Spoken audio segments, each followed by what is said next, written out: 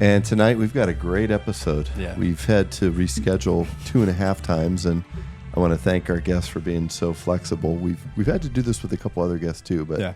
why don't you give us a little rundown as to who she is? I'm excited about tonight's guest. She's a speaker. She is a fierce physician advocate, physician wellness, the founder of Step Up, and I can't wait to hear more about that. So without further ado, tonight's guest, Kim Downey. So I needed a mammogram and ultrasound, and I was looking forward to seeing my radiologist, and I showed up and he wasn't there, and I asked where he was, and they said he died a month ago. And I asked what happened, and they said the family hasn't shared that. And in that moment, I knew he had taken his own life, and I felt a calling to support doctors. So that's what I've been doing pretty much from the time I wake up till the time I go to bed.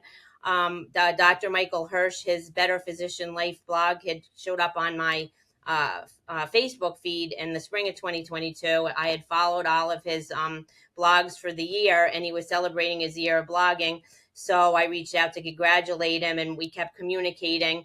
And I asked if he could talk to me because I thought maybe I'd feel better if I could share the story of my doctor. And we kept communicating, and he connected me on LinkedIn.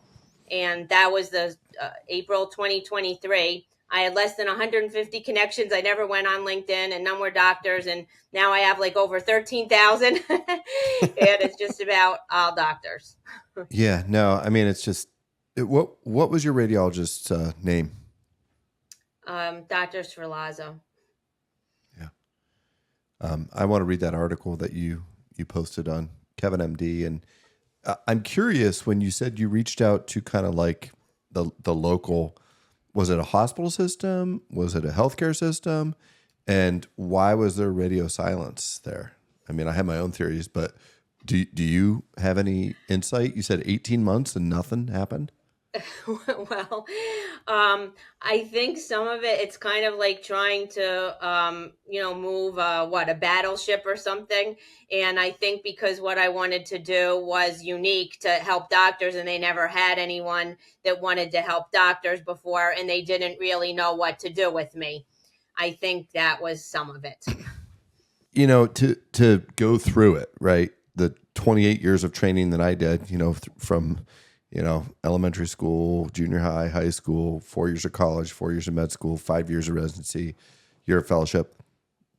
That's hard, but it's the day-to-day stuff is equally as hard once you kind of get there, right? You think, all right, I've made it, and I'm 32, and I finally have my first real job, and I didn't take any time off. And then that physical day-to-day grind starts to occur, and I absolutely love the opportunity to take care of patients and, improve quality of life through, hip and knee replacements. But the burdens that go along with it, which is what I posted on LinkedIn about today, was like, listen, everybody's talking about burnout, but what's the real reason for it? It's like all this extra stuff we didn't sign up for, right? And I can tell you, physicians are going through a lot right now. When we're talking about number one suicide in the country, like there's a lot, right? So I again urge, like Travis said, just like take that time to reach out to your physicians and just thank them for what they do, because it's not easy, and we're in a very challenging point of our careers right now.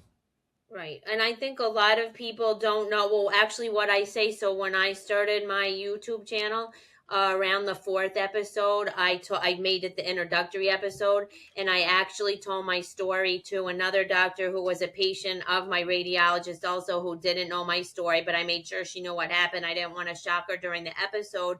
And what I told her in the episode, I says, is before all this happened to me, I wasn't walking around thinking about doctors any more than you're walking around thinking about physical therapists. And I'm like, until you need one.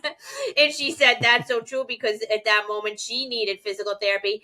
And then when I needed physical therapy, I appreciate, even though I am a physical therapist, like when people would thank me, speaking to your point, I would discount it in my own brain, like, oh, this is my job. I mean, you always liked it, but I don't think I really took it in, because I'm like, well, this is my job. Like, I know what I'm doing. Like, I just do that.